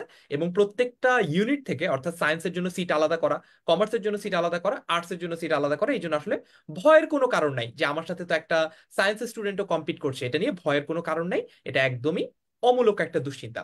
এইবার আমাদের পরের যে র্যাপিড ফায়ার রাউন্ড সেটার জন্য যাব, সেটা হচ্ছে আমরা সবাই একটা করে বই রিকমেন্ড করবো নিজের রিলেভেন্ট সাবজেক্টের। প্রথমে যাই হচ্ছে আমি ফার্সিমের কাছে। ফার্সিম, বাংলা একটা স্টুডেন্টকে যদি তুই যে কোনো একটা বই রিকমেন্ড করতে বলিস, তুই কোনটা বলবি? আর একটা ডিসক্লেইমার দিয়ে দেই, আমরা নিজেদের প্ল্যাটফর্মের বাইরের বইয়ের নাম বলবো, দেখি আমরা একটু নিউট্রালি বলি বইয়ের নাম। আচ্ছা, ফার্সিম। ওকে, থ্যাংক ইউ ভাই। যদি নিজেদের প্ল্যাটফর্মের বাইরে বলতে হয় আমি অবশ্যই সাজেস্ট করবো ধ্রুব বইটা, এটা অনেক বেশি ভালো বাংলা ফার্স্ট পেপার এবং সেকেন্ড পেপারের জন্য। অলরাইট, একটা বই, কিন্তু সবাই একটা বই রিকমেন্ড করতে পারবো, ঠিক আছে। তারপর আমি যাব হচ্ছে সুমন ভাইয়ের কাছে। ইংরেজির জন্য সুমন ভাই একটা বই যদি বলেন, কোন বইটা? আচ্ছা, বেসিক্যালি আমরা যেহেতু মানবিক অর্থাৎ বি ইউনিট নিয়ে কথা বলছি, বি ইউনিটে ইদানিং কালে অর্থাৎ গত 6-7 বছর যাবত ওদের টেক্সট বই থেকে কোশ্চেন আসে। তো টেক্সট বইয়ের পাশাপাশি আমরা যদি গ্রামার পার্টের জন্য কোনো একটা বই রাখতে চাই, সেটা হচ্ছে বাংলাদেশের কোনো বই না আসলে সেটা হচ্ছে ইংরেজি রাইটার একটা বই। বইটার নাম হলো cliffs TOEFL, CLIFF cliffs TOEFL. এটা হচ্ছে আমার কাছে এই কারণে বেটার মনে হয় যে এটা একেবারে বেসিক থেকে শুরু করে অ্যাডভান্স লেভেল পর্যন্ত আছে। So my suggestion goes for Cliffs TOEFL. All right, Cliffs TOEFL একটা হলুদ মলাটের বই, তোমরা দেখলেই চিনতে পারবা। একদম ক্যাটক্যাটা হলুদ রঙের, মানে বাজারে অনেকগুলো বইয়ের মাঝেও তাকালে যে ওই বইটা দেখা যায়, অনেক দৃশ্যমান একটা বই আর কি। তারপর যাই হচ্ছে অভ্র ভাইয়ের কাছে। অভ্র ভাই, জেনারেল নলেজের জন্য কোন একটা বই আপনি সাজেস্ট করবেন? কারণ ভাই যেহেতু বলে দিল যে যে কোনো একটা বই আমাকে বলতে হবে, শুরুতে আমি একটা বই বলবো, কিন্তু তারপর আমি একটু বলে নিই জেনারেল নলেজের বইটা আসলে সবসময় বাজারের ম্যাক্সিমাম বই একরকম, সাজানোর উপরে আসলে জেনারেল নলেজ বইয়ের ভালো এবং খারাপটা নির্ভর করে, এবং যেগুলো ব্যাখ্যা থাকে যেগুলোতে, সেটা কিন্তু খুবই ভালো, যে MCQ গুলো বা যে জায়গাটাতে ব্যাখ্যা থাকে। বাট এরপরেও যদি বলি জোবাইয়ের জিকে তোমরা দেখতে পারো। বাট এছাড়াও আরো বাজারে আরো অনেক ভালো বই আছে, সেগুলো তোমরা দেখবা। কারণ সাধারণ জ্ঞান আসলে ইনফরমেশন তো, এটা যে যত সাজায়, যে ইনফরমেশনটা আসে, যেমন বাংলাদেশের যদি এখন বর্তমানে পরবর্তী নির্বাচন নিয়ে বা নির্বাচন রিলেটেড বিষয় নিয়ে বা তত্ত্বাবধায়ক সরকার বর্তমানে দায়িত্ব নিচ্ছে এগুলো নিয়ে, কোনটা বেশি আপডেট তথ্য দেয়, সব বইতে একই রকমই থাকে। কে সাজায় ভালো, কে অপ্রয়োজনীয় ইনফরমেশন গুলো বাদ দেয়, সেটার উপরে নির্ভর করে। তারপরে যেহেতু ফারহান ভাই একটা সাজেস্ট করতে বললো, আমি একটা সাজেস্ট করলাম। অল রাইট, তারপর আমরা কিন্তু এরপরে স্টুডেন্টদের কাছ থেকে কোশ্চেন নিব, তোমরা একটু কমেন্টে তোমাদের স্পেসিফিক প্রশ্নগুলো লিখে জানাও। তারপর হচ্ছে তাহলে সবার তো বলা হয়ে গেছে, দুর্জয়, দুর্জয়ের বই কোনটা ভাই আমি রিকমেন্ডেশন? আমি সুমন ভাই যেগুলো বলছে ওইগুলোই মনে মনে প্ল্যান করে রাখলাম যে ওইগুলো বলবো, যে টেক্সট বুক আচ্ছা, ক্লিফ সুমন ভাই টোফেল। এই বইটার কথা বলতে বেসিক্যালি, এই যে ইয়েস ইয়েস, এই ক্লিফটোফেল। বইটার কথা বলছে। রাইট, হ্যাঁ এটা। এক্স্যাক্টলি এক্স্যাক্টলি সেম আমি সেম। বাংলা পড়াই, কিন্তু আমার কাছে আছে এই বইটা, এত ভালো। অনেক ভালো একটা বই, হ্যাঁ। অনেকের জন্য এটা বোঝা একটু কঠিন, তাদের জন্য আমি রিকমেন্ড করব যে আমাদের ইংলিশ ফর কম্পিটিটিভ এক্সাম বইটাও নিতে পারে, আমাদের বলতে মানে বাজারের ইংলিশ ফর কম্পিটিটিভ এক্সাম বইটাও নিতে পারে, কিংবা মাস্টার, এই দুইটার কোনো একটা নিতে পারে আমার কাছে মনে এই হচ্ছে। নাইম ধৈর্য, আমি কিন্তু English for competitive exam 3 number রেখেছিলাম, হ্যাঁ। যেহেতু আমাকে একটা কথা বলা হয়েছে, তো আমি কিন্তু বেশি আর বলি নাই, হ্যাঁ। আমি 3 নাম্বারে যাই নাই, 3 নাম্বারটা কিন্তু ছিল ইংলিশ ফর কম্পিটিটিভ এক্সাম। আমি যারা বলে, হচ্ছে ইংলিশ টু ইংলিশ মানে বুঝতে অনেকে মানে স্ট্রাগল করে, তাদের জন্য বাংলাটা ইংলিশ ফর কম্পিটিটিভ এক্সাম অথবা মাস্টার বেটার। ইয়েস ভাই, এগ্রিড আপনার সাথে। আচ্ছা, তবে দুর্জয়ের যেটা সমস্যা, সেটা আমাদের স্টুডেন্টদেরও সমস্যা, সেটা হচ্ছে প্রশ্ন না বুঝে উত্তর করা। সুমন ভাই কিন্তু প্রশ্নটা ঠিকঠাক মতো বুঝে উত্তর করছে, কারণ প্রশ্ন ছিল, ইনস্ট্রাকশন ছিল একটা বইয়ের নাম বলা যাবে। দুর্জয় কিন্তু এখানে অপশন দিচ্ছে যে এইটাও হয়, ওইটাও হয়, সবই হয়, এরকম অপশন দিচ্ছে। এটা করা যাবে না, ঠিক আছে? আমাদের স্টুডেন্টদের জন্য বলছি যে এইটা করা যাবে না, প্রশ্ন ভালো মতো পড়তে হবে। অলরাইট, সো আমার পালা চলে আসলো। আমি আসলে 10 মিনিট স্কুলের বি ইউনিটের কোর্সের সাথে আমরা যে লেকচার শিট গুলো তোমাদেরকে প্রোভাইড করবে, সবগুলো বই আমরা পড়েছি, কম বেশি পড়েছি, কখনো না কখনো জীবনে কোনো না কোনো ক্ষেত্রে পড়িয়েছি। সবগুলো পড়ার অভিজ্ঞতা থেকে আমরা আমাদের লেকচার শিট গুলো তৈরি করেছি। এই লেকচার শিট গুলো যদি তোমরা ফলো করো, ইনশাল্লাহ তোমাদের সবকিছুই কভার হবে। সো এইটা নিয়ে দুশ্চিন্তার কোনো কারণ নাই। কিভাবে কি লেকচার শিট পড়া হবে সবকিছুই আমরা সামনে আলোচনা করবো। আমি কিছু প্রশ্নে চলে যেতে চাই, দেখি আমরা আমাদের স্টুডেন্টরা প্রশ্ন কি কি করেছে। আচ্ছা, কেউ কেউ ডিরেক্টলি বাংলা বইয়ের নাম জিজ্ঞেস করছে, অভিযাত্রী বইটা কেমন হবে? অভিযাত্রী বইটাও ভালো, তোমরা চাইলে যে কোনো একটা বাংলা বই ফলো করো। দেখো, একটা প্রবলেম হয় কি, আমরা অনেকগুলো বই কিনি, ভাবি যে এটাও পড়বো, এটাও পড়বো, এটাও পড়বো, এটাও পড়বো, কিন্তু সব শেষে কোনোটাই আসলে প্রপারলি পড়া হয় না। এই জন্য তোমাদের জন্য সাজেশন হচ্ছে যে যে কোনো একটা বই নাও। দেখো, একই বই পড়ে কেউ পরীক্ষায় ফার্স্ট হয়, আবার সেম বইটা পড়ে কেউ কিন্তু পরীক্ষায় ফেলও করে। তার মানে একটা বই তুমি কি করছো, এটা হয়তো বা তোমাকে একটা প্রপার গাইডলাইনে, একটা রাইট ট্র্যাকে রাখতে পারে, কিন্তু দিন শেষে তুমি রেসটা শেষ করতে পারবা কি পারবা না, সেটা কিন্তু তোমার লেগে থাকার উপর নির্ভরশীল। কারণ আমরা সবাই জানি যে admission test is not a sprint, this is the marathon basically. So আমি কিছু প্রশ্ন যদি দেখি, আচ্ছা, কোন কোন টপিক বেশি গুরুত্বপূর্ণ সেটা নিয়ে আমরা আলোচনা করব। আমাদের সামনের কিছু ওরিয়েন্টেশন লাইভ আছে বি ইউনিট সেন্ট্রিক, সেখানে আলোচনা করব। আজকের সেশনটা আসলে পুরোপুরি ভর্তি পরীক্ষার একদম স্পেসিফিক ইনফরমেশন গুলো নিয়ে আর কি, কোন কোন টপিকের আলোচনা, এটা নিয়ে আমরা পরে কথা বলবো। আচ্ছা, তারপর দেখি কোর্সটা শুরু কবে থেকে। ভালো একটা প্রশ্ন এসেছে। কোর্স শুরু হবে হচ্ছে 15 সেপ্টেম্বর থেকে আমাদের পেইড ক্লাস হবে। তবে এর আগেই আমাদের পেজ এবং আমাদের university admission helpline HSC 24 batch, এই যে গ্রুপটা রয়েছে, ফ্রি গ্রুপ, পাবলিক গ্রুপ, এইখানে তোমরা আমাদের ওরিয়েন্টেশন লাইভগুলো পাবা। ওই ওরিয়েন্টেশন লাইভে আমরা কথা বলবো যে কোন কোন টপিকগুলো গুরুত্বপূর্ণ, কোন কোন বইগুলো ভালো। আজকে সবাইকে একটা করে বইয়ের নাম বলার সুযোগ দিয়েছি দেখে সবাই হয়তো বা একটা বই বলেছে সবচেয়ে ভালো যেটা তার কাছে মনে হয়। কিন্তু আমরা এরকম যখন ওরিয়েন্টেশন লাইভ করবো, তখন আমরা এটা নিয়ে কম্পারেটিভ আলোচনা করবো যে আচ্ছা, যে অলরেডি ইংলিশে ভালো তার জন্য হয়তো বা ক্লিপস্টোফেল বইটা ভালো হয়, কিন্তু যার হয়তো বা ইংলিশের বেসিকটাই অত ভালো না, যে ইংলিশে লেখা একটা বই পড়ে যে বুঝবে না, তার জন্য হয়তো বা মাস্টার বইটা ভালো হয়। তো এইরকম যে আলোচনাগুলো, সেগুলো আমরা ওরিয়েন্টেশন লাইভে করব। অলরাইট, তারপর দেখি এরপর আর কোন প্রশ্নগুলো করে ফেলো, একটু প্রশ্নগুলো সবাই একটু করে ফেলো, আমি প্রশ্নগুলোর উত্তর দিয়ে দেই ঝটপট। আচ্ছা, আর একটু বন্ধুদেরকে কমেন্টে মেনশন করে দাও, ক্লাসটা শেয়ার করো যাতে বাকি বন্ধুরাও জয়েন করতে পারে। একা একা তোমার কলেজ থেকে ঢাকা বিশ্ববিদ্যালয়ে পড়তে গেলে অ্যাটলিস্ট যাতায়াত ভাড়াটাও বেশি লাগবে, ঠিক আছে? দুইজন মিলে আসা যাওয়া করলে ভাড়াটাও শেয়ার করে কমাতে পারবে। এই জন্য বন্ধুদেরকে, একা একা ঢাকা বিশ্ববিদ্যালয়ে রওনা দিও না, বন্ধুদেরকেও নিয়ে যাওয়ার চেষ্টা করো, ইনশাল্লাহ জীবনে ফারান ভাই, অনেক সুযোগ সুবিধা ভালো করতে পারবে। আচ্ছা, আজিম বলেছে যে রিটেন অংশে কি কি বিষয়ের উপর গুরুত্ব দেওয়া উচিত। 1 মিনিট সময় দিব ফারসিমকে, 1 মিনিট সময় দিব দুর্জয়কে। রিটেনের জন্য একদম টপ প্রায়োরিটি কোনগুলা? রিটেন পার্ট বাংলা বলবে ফারসিম, আর ইংলিশ বলবে দুর্জয়। ঠিক আছে, ধন্যবাদ। ব্রিটেনের জন্য একদম টপ প্রায়োরিটি নাম্বার ওয়ান, তোমার হচ্ছে ইংরেজি থেকে বাংলা ট্রান্সলেশনটা খুবই গুরুত্বপূর্ণ। নাম্বার টু, সারাংশ সারমর্ম অনেক বেশি গুরুত্বপূর্ণ। এবং নাম্বার থ্রি, তোমাদের বাংলা ব্যাকরণের ব্যাকরণিক শ্রেণী বিভাগ, যেটা মানে একটা প্যাসেজ দেওয়া থাকে, প্যাসেজ থেকে আন্ডারলাইন করে বের করতে হবে কোনটা বিশেষ্য কোনটা সর্বনাম, এটা এই তিনটা জিনিস অনেক বেশি গুরুত্বপূর্ণ, প্রায় সময় এটা এসে থাকে। দুর্জয়। ইংলিশের ক্ষেত্রে number one paragraph, number two explanation, না নাম্বার টু তে আমি এক্সপ্লেনেশন রাখবো না, নাম্বার টু তে হচ্ছে sentence making, number three explanation, number four gap filling with and without group. শেষ, এগুলো সবচেয়ে বেশি গুরুত্বপূর্ণ। অলরাইট, এইবার আমরা একটু অভ্র ভাইয়ের কাছে যাব এবং সুমন ভাইয়ের কাছে যাব একটা পার্টিকুলার স্ট্র্যাটেজি নিয়ে কথা বলতে। আমরা স্লাইডে দেখতে পাচ্ছি যে আমাদের একটা ভুল উত্তরের জন্য 0.25 নম্বর করে কাটা যায়, অর্থাৎ প্রতি 4টা ভুল উত্তরের জন্য একটা সঠিক প্রশ্নের যে নম্বর আমার প্রাপ্য ছিল, পাওনা ছিল, সেই নম্বরটা কেটে ফেলা হয়। ঠিক আছে, এই যে নেগেটিভ মার্কিংটা, এই নেগেটিভ মার্কিং এর সাথে আমাদের শিক্ষার্থীরা প্রথমবারের মতো পরিচিত হচ্ছে, কারণ এর আগে আমরা যখন বোর্ড পরীক্ষাগুলো দিয়েছি এসএসসি বা এইচএসসি, তখন আমাদের নেগেটিভ মার্কিং ছিল না, আমরা সব পারি না পারি সবকিছু আমরা দিয়ে আসার চেষ্টা করতাম। এখন আমি একটু অভ্র ভাইয়ের কাছে যাই, যে অভ্র ভাইয়ের আসলে সাজেশনটা কি, একটা স্টুডেন্ট এই নেগেটিভ মার্কিং এর রিস্কটা কিভাবে সে মিটিগেট করতে পারে। এরপর আমি যাব হচ্ছে সুমন ভাইয়ের কাছে। কারণ ভাই নেগেটিভ মার্কিং সবচেয়ে বেশি মানুষ কনফিউজ হয় আমার কাছে মনে হয় জিকের ক্ষেত্রে, কারণ জিকের প্রত্যেকটা লাইনে তো এক একটা ইনফরমেশন। তো খুব সহজে যদি বলি সেটা হলো প্র্যাকটিস করতে হবে প্রচুর পরিমাণে। আর আমি যেটা খুব বেশি দেখি যে ছেলেমেয়েরা শুরুতে এমসিকিউ প্র্যাকটিস করে, তো তাদের কাছে আমার সাজেশন থাকবে আমাদের লেকচার শিটে যে পিডিএফ গুলো থাকবে বা আমরা যে জিনিসগুলো দিব সেগুলো ভালো করে পড়ে, পড়া শেষ হওয়ার পরে বারবার রিডিং দেওয়ার পরে তারপর তারা এমসিকিউ গুলো প্র্যাকটিস করবে। প্লাস তারা হচ্ছে প্রচুর পরিমাণে মডেল টেস্ট এবং এক্সাম, যে ক্লাস টেস্ট, মান্থলি টেস্ট এবং শেষে যে আমরা মডেল টেস্ট গুলো নেই, এগুলো খুব দরকার। কারণ অনেক সময় আমি দেখেছি যে ওরা অনেকে লাস্টের দিকে গিয়ে শুধু অল্প কয়টা টেস্ট দিয়ে সরাসরি পরীক্ষার হলে যায়, সো তার গ্যাপটা থেকে যায় এবং তার কনফিউশনটা ওখানে এরাইজ করে এবং সেজন্য তার নেগেটিভ মার্কিংটা হয়। সো আমার রিকোয়েস্ট থাকবে প্রত্যেকটা স্টুডেন্টের কাছে যে তোমরা প্রচুর পরিমাণে টেস্ট দিবা, মডেল টেস্ট দিবা, ক্লাস টেস্ট দিবা, প্লাস আমাদের লেকচার শিটের মধ্যে যে টেস্ট গুলো থাকে সে বা যে এমসিকিউ গুলো থাকে সেগুলো সলভ করবা। এবং আরেকটা বিষয় বলে রাখি, 10 মিনিট স্কুলে যদি তোমরা ক্লাসগুলো দেখে থাকো, প্রিভিয়াস ক্লাসগুলো আমরা কিন্তু আমাদের স্লাইডে, বিশেষ করে সাধারণ জ্ঞান স্লাইডে আমরা প্রচুর এমসিকিউ রাখি এবং সেই এমসিকিউ গুলো ক্লাসে আমরা প্রতিটা টপিকের পরপর ইম্পর্টেন্ট এমসিকিউ গুলো সলভ করাই বেশিরভাগ, এবং শেষেও অনেক এমসিকিউ রাখি, কারণ ওই যে নেগেটিভ মার্কিং এর যে কনফিউশনের কারণে হয়, সে কনফিউশনটা যাতে না হয়। আমি একটা ছোট্ট উদাহরণ দিব, খুবই ছোট।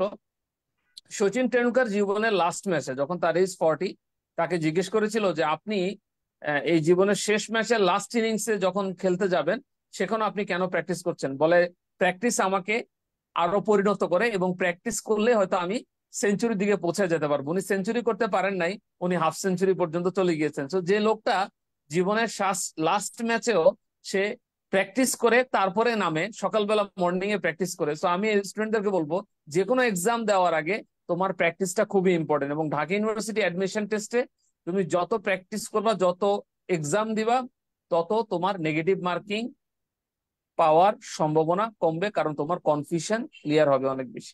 থ্যাংক ইউ পারন ভাই। অলরাইট, এরপর যাবো হচ্ছে সুমন ভাইয়ের কাছে। সুমন ভাই, এই যে 0.25 করে প্রতিটা ভুল উত্তরের জন্য কাটা হচ্ছে, এইটাকে কিভাবে একজন স্টুডেন্টের ট্যাকেল করা উচিত, বা আপনি কিভাবে এই স্ট্র্যাটেজিটা ঠিক করেছিলেন? আচ্ছা, আমি একটু যদি আমি আমার কথা বলি, 2007 and 2008 এর কথা এটা। ঢাকা বিশ্ববিদ্যালয়ের ডি ইউনিট, তখন 4টা ইউনিট ছিল, ABCD। আমি সায়েন্সের স্টুডেন্ট ছিলাম, ডি ইউনিটে পরীক্ষা দেওয়া লাগতো। আমাদের সময় 30 করে মার্কস ছিল, বাংলা 30, ইংরেজি 30, general knowledge, Bangladesh affairs 30, international affairs 30, অর্থাৎ 120 ছিল। আমি যখন কোচিং এ মডেল টেস্ট দিতাম, আমি সর্বদা একটা জিনিসকে প্রায়োরিটি দিতাম যে 0.25 নাকি 0.50 নাকি কি, ওইটা আমি কখনই দেখতাম না। আমি দেখতাম যে এই কোশ্চেনটার মধ্যে আমার কিছু অপশন বা কিছু কথাবার্তা মানে মোটামুটি কমন আছে কিনা। যদি একেবারেই দেখতাম যে কমন না, তাহলে আমি ওটা স্কিপ করতাম। তো এই ক্ষেত্রে আমার নিজের পরীক্ষাটা 120টা, 120 হচ্ছে মার্কস ছিল, কিন্তু কোশ্চেন ছিল হচ্ছে 100টা আমাদের সময়। তো প্রতিটা কোশ্চেনের জন্য 1.20 করে ছিল।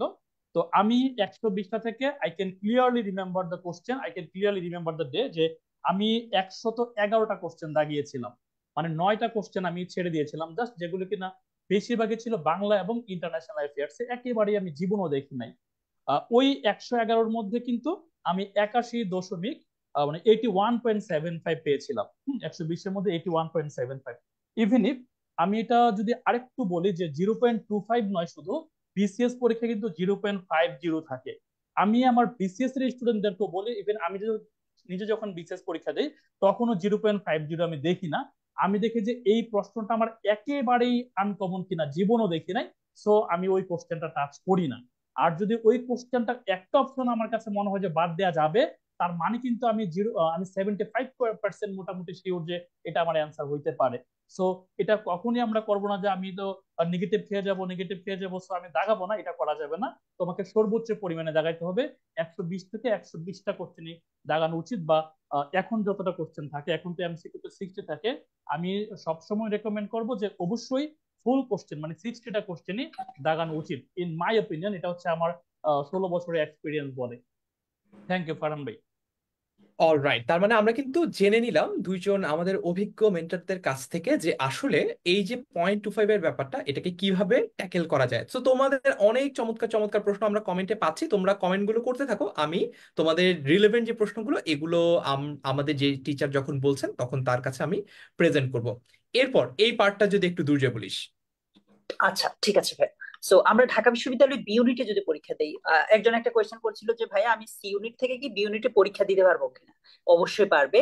তো বি ইউনিটে পরীক্ষা দিলে এই যে স্ক্রিনে যে সাবজেক্ট গুলো দেখছো, এগুলোই মেইনলি মোটা দাগে এই সাবজেক্ট, এর বাইরেও অনেক সাবজেক্ট আছে, ওইগুলো মেইনলি বি ইউনিটে পরীক্ষা দিলে তুমি এগুলো পাবে।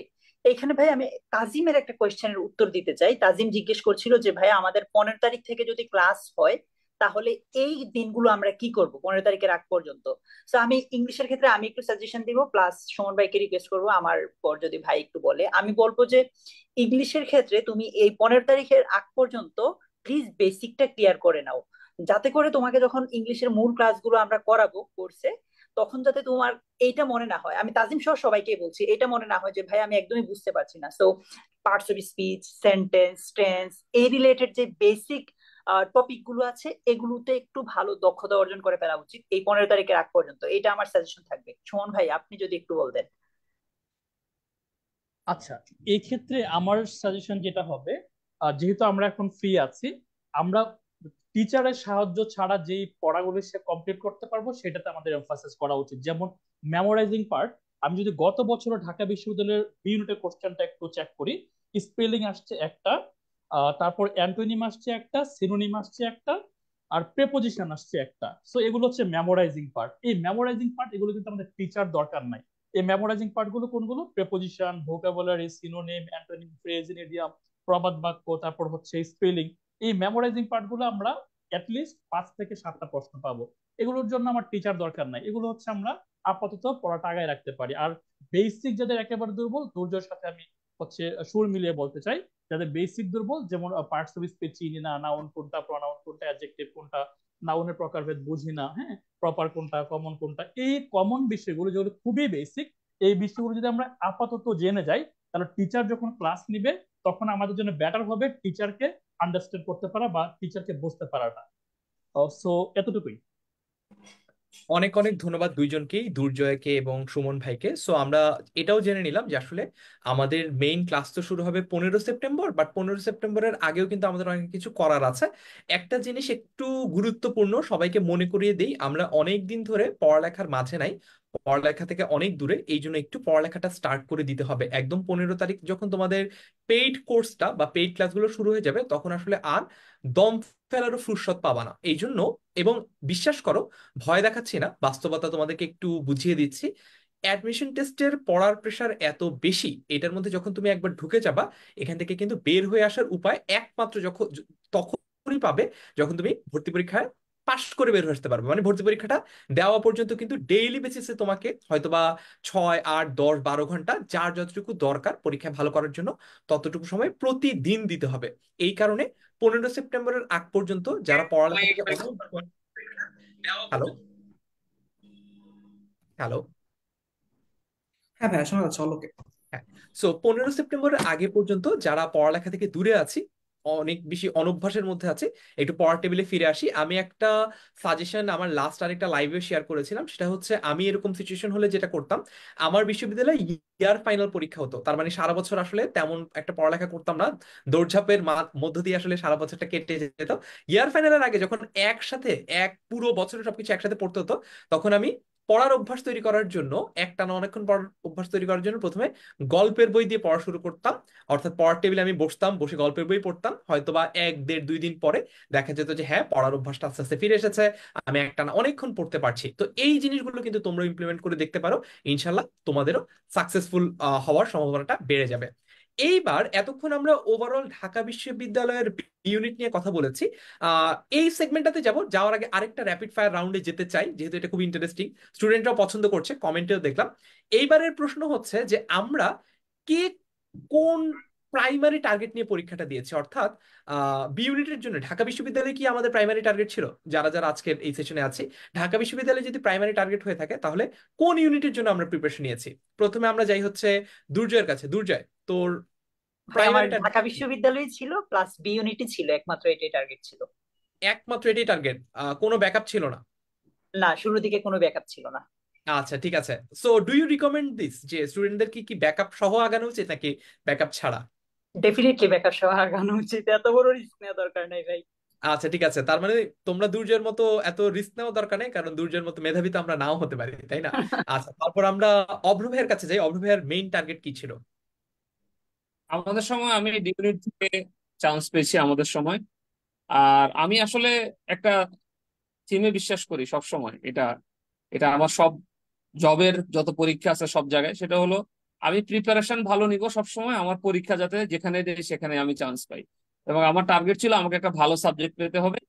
আর আমি যেহেতু ঢাকার বাইরে পড়ালেখা করেছিলাম, সো ঢাকা বিশ্ববিদ্যালয়ে পড়া আমার একটা ড্রিম ছিল। সো সেহেতু আমি আমার ওই ড্রিম আসলে আমার ঢাকা ইউনিভার্সিটি ছিল, যেটা হলো সবচেয়ে বড় বিষয়। তো সেই জন্য আমি লাইফে শুরু থেকে ড্রিম ছিল আমি ঢাকা বিশ্ববিদ্যালয়ে পড়বো।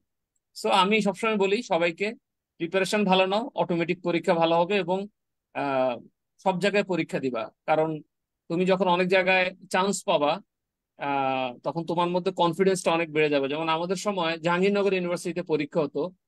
তো আমাদের সময় জাহাঙ্গীরনগর ইউনিভার্সিটির পরীক্ষাটা আগে হতো। তো ওখানে সাবজেক্ট ওয়াইজ পরীক্ষা হতো, প্রত্যেকটা সাবজেক্ট ওয়াইজ পরীক্ষা হতো আমাদের সময়। তো আমি প্রথম যেটাতে চান্স পেয়েছিলাম সেটা হলো অ্যানথ্রোপোলজিতে, এবং আমি অ্যানথ্রোপোলজিতে ফার্স্ট হয়েছিলাম রিটেন। তো আমার ওইটা আমাকে প্রচুর কনফিডেন্স নিয়ে আসে আমার ভেতরে, যে আমি এটা হয়েছে, তার মানে হয়তো সামনের গুলো হবে। তো এই জন্য আমি বলবো যে সব জায়গায় পরীক্ষা দিবা, প্রিপারেশন ভালো নাও, যেখানে সাবজেক্ট ভালো হবে সেখানে তুমি ইনশাল্লাহ টিকে যাবে। অল রাইট, পারসিম, টার্গেট কি ছিল? আচ্ছা, আমার টার্গেট ছিল বুয়েটের আর্কিটেকচার, আর প্ল্যান বি ছিল হলো আমাদের ঢাকা ইউনিভার্সিটি বি ইউনিট। আমার সময় যদি ডি ইউনিট ছিল, বাট বুয়েটের আর্কিটেকচার যখন হলো না, তখন প্ল্যান বি ওয়ার্ক আউট। তো সবার জন্য বলবো, আর যাই হোক, রিস্ক না নিয়ে প্ল্যান বি রাখা ফরজ। আচ্ছা, তারপর যাই হচ্ছে সুমন ভাইয়ের কাছে। আচ্ছা, আ- আমাদের সময় আমি 2007 and 2008 আমি 4টা বিশ্ববিদ্যালয় থেকে ফর্ম উঠিয়েছিলাম: চট্টগ্রাম বিশ্ববিদ্যালয়, জাহাঙ্গীরনগর বিশ্ববিদ্যালয়, ঢাকা বিশ্ববিদ্যালয়, জগন্নাথ বিশ্ববিদ্যালয়। আমি যেহেতু সায়েন্সের স্টুডেন্ট ছিলাম, সায়েন্স আমি একেবারে টোটালি, যখন আমি এইচএসসি সেকেন্ড ইয়ারে পড়ি তখন থেকে স্কিপ করেছিলাম। আমি জানতাম যে আমি ঢাকা বিশ্ববিদ্যালয় বা যে কোনো বিশ্ববিদ্যালয় ডি ইউনিটে ভর্তি পরীক্ষা দিব, সায়েন্স আমি টোটালি মানে ধরবো না। তো একেবারে প্রথম পরীক্ষা ছিল আমাদের চট্টগ্রাম বিশ্ববিদ্যালয়ে। চট্টগ্রাম বিশ্ববিদ্যালয়ে আমি 3টা ইউনিটে পরীক্ষা দিতে পারতাম। 3টা ইউনিট বলতে, একটা ছিল মানবিক, ওটাতে হচ্ছে আমি ইংলিশ পেয়েছিলাম। আর তারপর হচ্ছে ছিল ল ফ্যাকাল্টি, ওটাতে ল পেয়েছিলাম। আর আরেকটা ছিল হচ্ছে কমার্সে, ওটাতে ফাইন্যান্স পেয়েছিলাম। অর্থাৎ চট্টগ্রাম বিশ্ববিদ্যালয় তিনটা ইউনিটে আমি চান্স পেয়েছিলাম। পরে পরীক্ষা ছিল জাহাঙ্গীরনগর বিশ্ববিদ্যালয়, টোটাল রিটেন ছিল 100 থেকে 100 রিটেন। ওইটা আমি দুটা ফর্ম উঠিয়েছিলাম, একটা ছিল ইন্টারন্যাশনাল রিলেশন, একটা ছিল ইংলিশ। ফর্চুনেটলি এবং আনফর্চুনেটলি যেটাই বলি, আমি দুটার মধ্যে একেবারে মারাত্মকভাবে ফেল করছি। আমি একেবারে একটা তো টিকি নাই, মানে রিটেন ছিল ওই ফলে। এরপরে 3 নাম্বার ছিল ঢাকা বিশ্ববিদ্যালয় ভর্তি পরীক্ষা ডি ইউনিট। ওটাতে হচ্ছে আমার মেরিট ছিল 342তম সায়েন্স থেকে, তখন 550 আসন ছিল। আর এরপরে জগন্নাথ বিশ্ববিদ্যালয় পরীক্ষা, ওইটা আমার আর দেওয়া হয় নাই, যেহেতু আমি ঢাবিতে ভর্তি হয়ে গেছিলাম। তো আমার মনে হয় যে এটা একটা রিস্ক প্রজেক্ট ছিল আমার জন্য। আর রিস্ক হলো আমার হাতে অনেকগুলো অপশন ছিল, বিকজ চট্টগ্রাম ছিল, জাহাঙ্গীরনগর ছিল, ঢাকা ইউনিভার্সিটি ছিল। হ্যাঁ, অনেকগুলো অপশন ছিল, বাট এখন কিন্তু পরীক্ষা দেওয়া যা কম, কারণ জিএসটি তে কিন্তু সবগুলো চলে আসছে। সো আমার মনে হয় যে ওই যে ফার্সিন যে কথাটা বললো, হাতে একটা অপশন রাখাটা বেটার। কারণ ভাই, অল রাইট, সো সবার কাছ থেকে সবার প্রাইমারি টার্গেটটা জেনে নিলাম। আমার প্রাইমারি টার্গেট মনে হয় স্টুডেন্টদের কাছে কখনোই বলা হয়নি। আমার প্রাইমারি টার্গেট ঢাকা ইউনিভার্সিটির আইবিএ ছিল, আর আমার সেকেন্ডারি টার্গেট ছিল বিদেশ চলে যাওয়া। আমার টার্সিয়ারি টার্গেট ছিল হচ্ছে জাহাঙ্গীরনগর বিশ্ববিদ্যালয়। তো আসলে প্রাইমারি সেকেন্ডারি কোনোটাই হয়নি, আলটিমেটলি টার্সিয়ারি যেটা সেটাই হয়েছে। তো জাহাঙ্গীরনগরে পড়লেও ছাত্র হিসেবে খুব একটা খারাপ ছিলাম না, I can guarantee you that. তো আসলে কেন তারপরও প্রাইমারি টার্গেটে পড়া হয় নাই, সেকেন্ডারি টার্গেটে হয় নাই, এই যে ব্যর্থতার গল্পগুলা, এই ব্যর্থতার গল্পগুলো তোমাদের সাথে আমরা শেয়ার করতে চাই আমাদের সামনের আপকামিং দিনগুলোতে। কারণ আদারওয়াইজ সবাই সবসময় সাকসেস স্টোরি বলে, কিন্তু আমরা আসলে সবার সেলিব্রেশনটাই দেখি, যেটা সামনে সবাই করে, যে হ্যাঁ সাফল্যের পরে যে উদযাপনটা, এটা আমরা দেখি। কিন্তু ওই সাফল্যের পিছনে যে স্ট্রাগল গুলো, ওই সাফল্যের পিছনে যে ব্যর্থতাগুলো, এগুলো নিয়েও আমরা কথা বলবো, যাতে তোমরা সবসময় মোটিভেটেড থাকো। কখনোই যাতে একটা জায়গায় হোঁচট খেলা, সে হোঁচট খাওয়াটা যাতে তোমাদের থেমে যাওয়ার কারণ না হয়, এটা নিয়ে আমরা পুরো অ্যাডমিশন সিজনে কিন্তু কাজ করবো, আমাদের পুরো টিচার প্যানেল। এইবার তোমাদের অনেকের কাছ থেকে প্রশ্ন পেলাম যে ভাইয়া আমাদের এই কোর্সটা শুরু হবে কবে, এবং এখানে আসলে কি পড়ানো হবে, কিভাবে পড়ানো হবে। চলো এটা নিয়ে একটু শর্টে তোমাদেরকে ডেসক্রাইব করি, তারপর লাস্টে একটা কিউএনএ সেশন দিয়ে আমরা আজকে সেশনটা শেষ করব। সো আমরা এতক্ষণ ঢাকা বিশ্ববিদ্যালয়ের বি ইউনিট নিয়ে কথা বলেছি। ঢাকা বিশ্ববিদ্যালয়ের বি ইউনিটে বেসিক্যালি তিনটা মাত্র সাবজেক্ট পড়তে হয়, বাংলা, ইংলিশ আর জেনারেল নলেজ। তো বাংলা, ইংলিশ আর জেনারেল নলেজের উপরই এমসিকিউ পরীক্ষা হয়, সিকিউ পরীক্ষা হয়। সেটা নিয়ে অলরেডি তোমাদেরকে বিস্তারিত ফারসিম ভাইয়া আর দুর্জয় ভাইয়া বলেছে। এখন আমি তোমাদেরকে বলি আমরা কোন কোর্সে তোমাদেরকে এই সকল জিনিসপত্র পড়াবো। আমাদের কোর্সটার নাম হচ্ছে B unit Dhaka varsity admission course 2024, অর্থাৎ তোমাদের ব্যাচ যেটা, সেটার নামেই কিন্তু কোর্সটা। এখন কোর্সে ভর্তি হবো কিভাবে? মনে করো তুমি গুগল ক্রোম অথবা মজিলা ফায়ারফক্স অথবা UC browser, Opera mini, Edge, Safari, যে কোনো একটা ব্রাউজার ইউজ করো। ব্রাউজারের উপর একটা অ্যাড্রেস বার থাকে, অ্যাড্রেস বারে গিয়ে লিখবা 10ms.com। টেনে তো 10, এম এ হয় হচ্ছে মিনিট, আর এস এ হয় স্কুল, এভাবে মনে রাখবা। 10ms.com লিখলে তুমি চলে যাবো হচ্ছে আমাদের 10ms.com লিখে একটা এন্টার প্রেস করতে হবে। মোবাইলেও একই রকম, এন্টার প্রেস করলে তুমি চলে আসবা আমাদের এই যে ওয়েবসাইটটা, এই ওয়েবসাইটটা।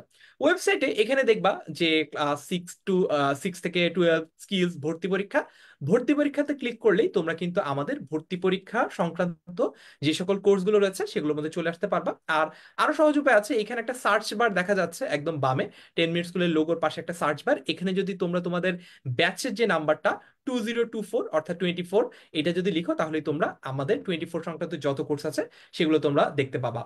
এরপরে এইখানে যদি তুমি দেখো অনেকগুলো কোর্স রয়েছে। বি ইউনিট সেকেন্ড টাইমার এটা 2023 ব্যাচের জন্য। এছাড়া বাকি যে কোর্সগুলো রয়েছে, medical, Dhaka varsity A unit, Dhaka varsity B unit, Dhaka varsity C unit, সবগুলোই কিন্তু 2024 ব্যাচের জন্য, অর্থাৎ তোমাদের জন্য। তো তুমি ঢাকা বিশ্ববিদ্যালয়ের বি ইউনিটের উপর ক্লিক করলা। ক্লিক করার পরে তুমি কিন্তু চলে আসবা আমাদের এই যে প্রোডাক্ট ডেসক্রিপশন পেজ বা পিডিপি আমরা বলি, এইখানে চলে আসবা। এইখানে টোটাল প্রাইসটা হচ্ছে 3500 টাকা, কিন্তু এখনো ক্লাস শুরু হওয়ার আগ পর্যন্ত একটা ডিসকাউন্ট আছে। ডিসকাউন্টে তোমরা ভর্তি হতে পারো 2750 টাকায়। তো ভর্তি হওয়ার জন্য তোমরা কোর্সটি কিনুন এই বাটনটাতে ক্লিক করবা। বাটনটাতে ক্লিক করে সামনের দিকে যাবা, তারপর হচ্ছে এখানে নিচে একটা গ্রিন বাটন আছে শুরু করুন, এইখানে ক্লিক করবা। ক্লিক করার পরে কিন্তু তোমরা যে কোনো পেমেন্ট গেটওয়ে দিয়ে, বিকাশ, নগদ অথবা যে কোনো ব্যাংক দিয়ে তোমরা পে করতে পারবা, এবং তোমরা দ্রুততম সময়ের মধ্যে আমাদের কোর্সে ক্লাস শুরু করে দিতে পারবা।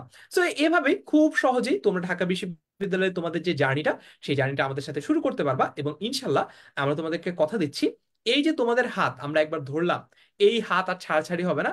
বিশ্ববিদ্যালয়ে তোমাকে ইনশাল্লাহ চান্স পাইয়েই ছাড়বো। এবং গত বছর আমার মনে আছে আমরা প্রায় 8 থেকে 9 মাস ক্লাস পরীক্ষা নিয়েছি। অ্যাডমিশন টেস্ট যেহেতু অনেকগুলো অ্যাডমিশন টেস্ট হয়েছে, কিছু পরীক্ষা বিশেষত গুচ্ছ যে ভর্তি পরীক্ষাটা ছিল, গুচ্ছ জিএসটি যে বিশ্ববিদ্যালয় ভর্তি পরীক্ষাটা, এটা রমজান মাসের পরে চলে গিয়েছিল। এই জন্য আরো 2 মাস এক্সট্রা আমরা কিন্তু ক্লাস পরীক্ষার ব্যবস্থা করেছিলাম। তোমাদের জন্য একই কথা প্রযোজ্য। কোর্স শেষ বা ক্লাস শেষ, খোদা হাফেজ, 10 মিনিট স্কুল এই নীতিতে বিশ্বাস করে না। যতদিন পর্যন্ত তোমাদের প্রয়োজন আমরা তোমাদের পাশে সর্বোচ্চ রকম ভাবে থাকার চেষ্টা করব। সো আমাদের লাস্ট দিকে চলে এসেছি আমরা। এইবার যদি তোমাদের কোনো প্রশ্ন থাকে, সেই প্রশ্নগুলো তোমরা আমাদেরকে কমেন্টে লিখে জানাও, আমরা ঝটপট তার উত্তরগুলো দিয়ে দিব। আর যদি এই সেশনের পরেও তোমাদের কোনো প্রশ্ন থাকে কোর্স নিয়ে, কোর্সের ক্লাস নিয়ে, টিচারদেরকে নিয়ে বা অন্য যে কোনো কিছু নিয়ে, তোমরা যে কোনো সময় কল করতে পারো 16910 এই নম্বরে। এখন আমি কয়েকটা প্রশ্ন যদি তোমাদেরকে একটু একটু দেখি। আজকের সেশনে অনেক গুরুত্বপূর্ণ জিনিস আলোচনা হয়েছে। তোমরা একটু ক্লাসটা যদি শেয়ার করো তোমাদের নিজেদের টাইম লাইনে, তোমাদের বন্ধুরা তো দেখতে পারবেই, তার পাশাপাশি তোমরাও কিন্তু পরবর্তীতে আবার এই সেশনটা আরেকবার দেখে নিতে পারবা। যেমনটা কিনা আমাদের কোর্সের ক্ষেত্রে প্রত্যেকটা লাইভ ক্লাসের রেকর্ডেড ভার্সন থাকবে। এই জন্য একটা লাইভ ক্লাস কোনো কারণে যদি মিস হয়ে যায়, ঘাবড়ানোর বা দুঃখ পাওয়ার কোনো ব্যাপার নাই। পরবর্তীতে আবারও ওই লাইভ ক্লাসটার রেকর্ডেড ভার্সন তুমি দেখে নিতে পারবা। আবার এমন যদি হয় যে আচ্ছা, আমি একদম অ্যাডমিশন সিজনের প্রিপারেশনের শুরুতে আমি একটা ক্লাস করেছিলাম, 3 মাস 6 মাস পরে পরীক্ষা দেওয়ার আগে আমি ওই ক্লাসটা সম্পর্কে ভুলে গেছি, ওই টপিকটা আরেকবার রিভাইজ করা দরকার, তখনও কিন্তু ওই রেকর্ডেড ক্লাসটা তুমি কাজে লাগাতে পারবে। আমাদের এই কোর্সটার এক্সপায়ারি ডেট থাকবে একদম তোমার শেষ যে অ্যাডমিশন টেস্টটা, সেই অ্যাডমিশন টেস্ট পর্যন্ত। এইবার যদি একটু প্রশ্ন তোমাদের দেখি। আচ্ছা, জিএসটি বা গুচ্ছ নিয়ে আলাদা করে এই সেশনে আমরা কিছু বলছি না, কারণ জিএসটি বা গুচ্ছ নিয়ে টোটালি আলাদা লাইভ হবে আজকে ক্লাসটা, আজকে সেশনটা শুধুমাত্র ঢাকা বিশ্ববিদ্যালয়ের বি ইউনিট নিয়ে। আর তোমাদের যদি স্পেসিফিক কোনো ভাইয়ার কাছে প্রশ্ন থাকে, যে অভ্র ভাইয়ের কাছে প্রশ্ন, দুর্জয় ভাইয়ের কাছে প্রশ্ন, সুমন ভাইয়ের কাছে প্রশ্ন, সেটাও তোমরা একটু আমাদেরকে লিখে জানাতে পারো। আচ্ছা, আহ অগাস্টিন বলেছে যে বি ইউনিটের পাশাপাশি আইবি এর প্রিপারেশন নেওয়া কি রিস্কি কিনা। আমার কাছে মনে হয় এটা একটা বেটার অপশন। আইবি এর পাশাপাশি বি ইউনিটের প্রিপারেশন না নিয়ে বি ইউনিটের পাশাপাশি আইবি এর preparation now. I I hope যে আমি কি মিন করতে চেয়েছি তুমি বুঝতে পেরেছো। তার মানে তোমার প্রাইমারি টার্গেটটা যদি বি ইউনিট হয়, ইনশাল্লাহ বি ইউনিট হবেই। এরপরে গো ফর দ্য এক্সেলেন্স, এরপর তুমি আইবিএ এর জন্য ট্রাই করো। ঠিক আছে, আইবিএ কে প্রাইমারি টার্গেট না ধরে আইবিএ কে তুমি আইবিএ কে সেকেন্ডারি টার্গেট রাখাটা তোমার জন্য প্রেফারেবল হবে।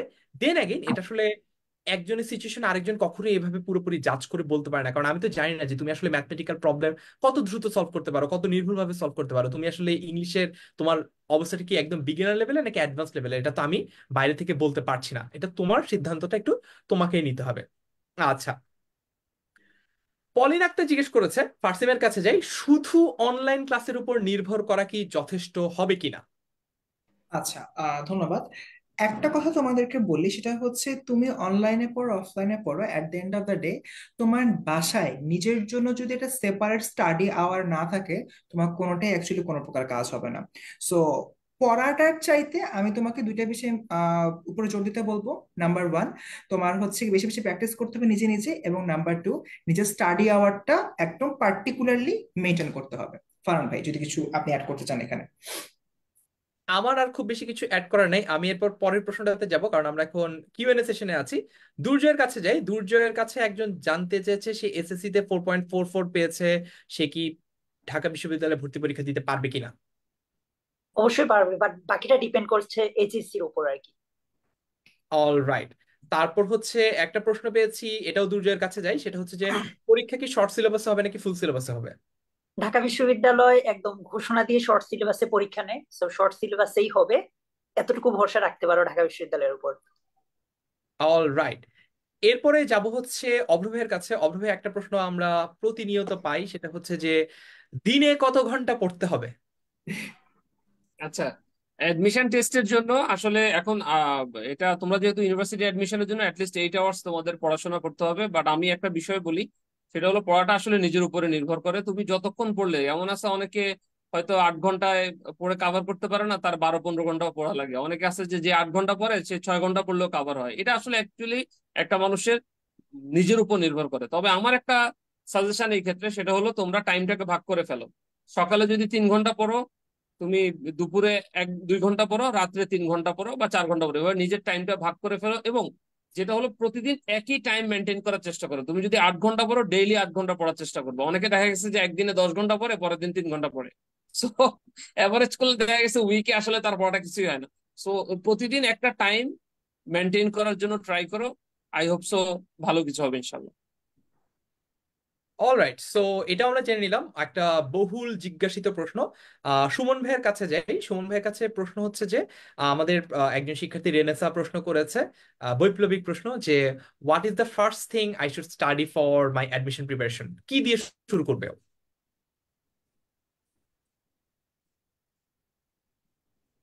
আচ্ছা, একজন স্টুডেন্টের যে কোনো মানে ক্ষেত্রে সে যদি আইএলটিএস পরীক্ষা দেয়, সে যদি জিআরই পরীক্ষা দেয়, সে যদি বিসিএস পরীক্ষা দেয়, সে যদি এডমিশন টেস্ট পরীক্ষা দেয়, যে কোনো ক্ষেত্রে তার ওই পার্সপেক্টিভের বিগত বছরের প্রশ্নগুলো দিয়ে শুরু করা উচিত। কেন? উদাহরণস্বরূপ আমরা যদি ঢাকা বিশ্ববিদ্যালয়ের বিগত 5 বছরের একটা কোশ্চেন ব্যাংক দিয়ে শুরু করি, তাহলে আমার একটা ধারণা আসবে যে ইংলিশ কোন কোন টপিক থেকে প্রশ্ন আসে, বাংলা কোন কোন টপিক থেকে প্রশ্ন আসে, জিকে কোন কোন টপিক থেকে প্রশ্ন আসে, এবং আমার কিভাবে ওই টপিকগুলোর উপরে প্রিপারেশন নেওয়া উচিত। অবশ্যই যে কোনো স্টুডেন্টের তার মানে কোশ্চেন ব্যাংক দিয়ে শুরু করতে হবে, এটা ছাড়া অন্য কোনো অপশন নাই। কারণ ভাই, অলরাইট, তার মানে আমরা কিন্তু মোটামুটি তোমাদের বেশিরভাগ প্রশ্নই জেনে নিলাম। সময় স্বল্পতার জন্য হয়তো আজকে সবার প্রশ্নের উত্তর সরাসরি দেওয়ার সুযোগ হচ্ছে না, কিন্তু তোমাদের কাছে স্টিল একটা অপশন আছে, সেটা হচ্ছে আমাদের এই লাইভটা শেয়ার করে ক্যাপশনে যদি তোমরা তোমাদের প্রশ্নটা লিখে জানাও, আমরা কিন্তু কমেন্টে গিয়ে তোমাদের পরবর্তীতে উত্তরটা দিয়ে দেবো। তো যারা লাইভটা আগে শেয়ার করো নাই, এখনো শেয়ার করে দিতে পারো, যাতে পরবর্তীতে আমাদের সাথে তোমাদের এই যোগাযোগটা থাকে। আমি সবার কাছ থেকে বিদায় নিব। বিদায় নেওয়ার আগে সবাই যদি আহ শেষ কথা হিসেবে কিছু বলতে চাই, প্রথমে ফার্সিমের কাছে, তারপর দুর্জয়, তারপর অভ্র ভাই, তারপর সুমন ভাই। সো ফার্স্টে ফার্সিম, আজকে বিদায় লগ্নে কি বলা যায়? বিদায় লগ্নে একটা পার্টিকুলার প্রশ্নের অ্যান্সার আমি দিতে চাই। সেটা হচ্ছে, একজন বলতেছিল যে ভাইয়া কোন কোন টপিক গুরুত্বপূর্ণ। হ্যাঁ, টপিক গুরুত্বপূর্ণ, একটা ইম্পর্টেন্ট থিং। বাট তুমি যখন ইনিশিয়ালি প্রিপারেশন নেওয়া শুরু করবে, তোমার টার্গেট থাকবে বইয়ের সবকিছুই আমি পড়বো, কারণ অ্যাডমিশনে বলা যায় না বইয়ের কোথা থেকে প্রশ্ন আসবে। তো wish you all the very best. আমাদের সাথে থাকলে ইনশাল্লাহ বইয়ের সবকিছুই আমাদের কাছ থেকে পড়তে পারবে, শিখতে পারবে, জানতে পারবে। তারপর যাব হচ্ছে দুর্জয়ের কাছে। দুর্জয়, আমি একটু সহজ করে দিই টাস্কটা, সেটা হচ্ছে make up promise to the students, যে আমাদের বি ইউনিটের এই কোর্সটাতে ভর্তি হলে হাউ উইল ইউ সার্ভ, একটা প্রমিস, যে আমি ওকে, প্রতিজ্ঞা করছি যে আমি স্টুডেন্টদের জন্য এইটা করবই করব।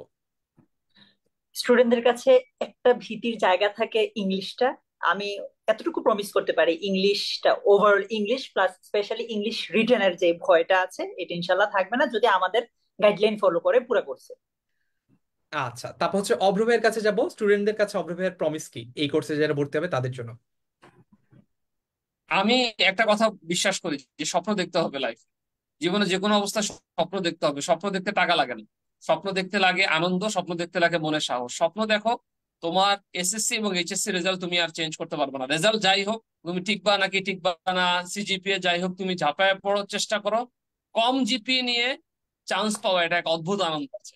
সো আমি মনে করি তোমার সিজিপিএ যাই হোক, ট্রাই করো, ইনশাল্লাহ তুমি চান্স পাওয়ার। একটা বিষয়, আমাদের 10 মিনিট স্কুল, আমরা যারা জিকে ক্লাস নিচ্ছি, আমাদের জিকে ডিপার্টমেন্ট সম্পূর্ণ পড়াগুলো আমরা রেডি করে দেই। তোমরা চোখ বন্ধ করে আমাদের উপর ট্রাস্ট করো, এবং তোমরা অনলাইন ক্লাস ফেথ নিয়ে করতে পারো, কারণ হচ্ছে এটা তোমার টাইম সেভ করবে অনেক বেশি। সো 10 মিনিট স্কুলের সাথে থাকো, সব আমরা রেডি করে দেবো ইনশাআল্লাহ। তুমি শুধু আমাদেরকে সময় দিবা এবং ঠিক মতো বাসায় পড়াশোনা করবা। তারপর যাব হচ্ছে সুমন ভাইয়ের কাছে। সুমন ভাইয়ের প্রমিসটা কি স্টুডেন্টদের জন্য?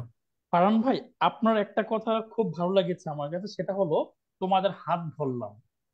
খুবই ভালো লাগলো এই সেন্টেন্সটা, হাত ধরলাম। এইটা, এটা কতটুকু মিন করে আসলে, আর যে আমরা ছাত্রদেরকে কতটুকু ওন করি। তাছাড়া আমার আরেকটা কথা, সেটা হলো এখানে যারা আমরা পড়াচ্ছি, লিস্ট, হ্যাঁ, একদম ছোট যে বাচ্চাটি নাইম দুর্য, সেও কিন্তু 4 বছর ধরে পড়ায়। তো এটা কিন্তু মানে এখানে এক্সপিরিয়েন্সড সবাই আমরা, আর অভ্রবায়া থেকে শুরু করে সবাই কিন্তু লিস্ট আমরা 4 ইয়ার্স 5 ইয়ার্স ধরে পড়াই। তো সবাই কিন্তু, যেহেতু আমরা এক্সপিরিয়েন্স, আশাই করতে পারি যে তারা ভালো কিছু পাবে। আর তাদেরকে আমি লাস্ট যে সেন্টেন্সটা বলতে চাই, তারা সবাই কিন্তু বিপ্লবী। তারা যেমন দফা এক দাবি এক নিয়ে যেভাবে কাজ করেছে, আমিও চাই যে পড়াশোনার ক্ষেত্রেও তাদের একটা দফা থাকবে, একটাই দাবি থাকবে, বিশ্ববিদ্যালয়ে চান্স পেতেই হবে। ফারহান সাকিব ভাই। ইনশাল্লাহ। তো সবার কাছ থেকে আলাদা আলাদা করে প্রমিস গুলো আমি জেনে নিলাম। আমার ব্যাপারে প্রমিস দেওয়ার চেয়ে আমি একটা তোমাদেরকে রেফারেন্স দেখাতে চাই। আমাদের একটা গ্রুপ আছে, ইউনিভার্সিটি অ্যাডমিশন হেল্পলাইন, HSC 24। তো এই গ্রুপটাতে আমরা গত বছর HSC 23 ব্যাচে শিক্ষার্থীদের অ্যাডমিশন প্রিপারেশনের জন্য পড়িয়েছি। এই গ্রুপে সার্চ বারে গিয়ে আমার নাম লিখে সার্চ করবা, অথবা অভ্রবের নাম লিখে সার্চ করতে পারো।